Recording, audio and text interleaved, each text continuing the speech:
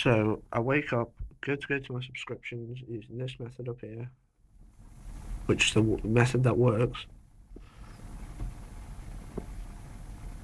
Boom, straight to the home page, or whatever this is.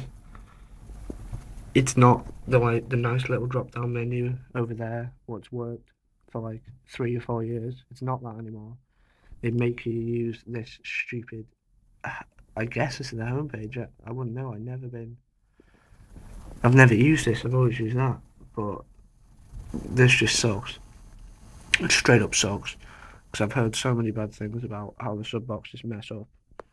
See, I mean, it showed me what people commented on liked and stuff, and I've heard that videos just don't show up here at all. I've heard so many people who I watch complain about it, and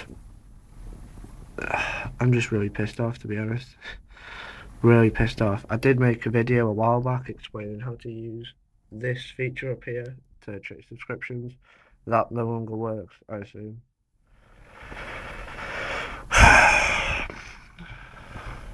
Nice YouTube. Thanks.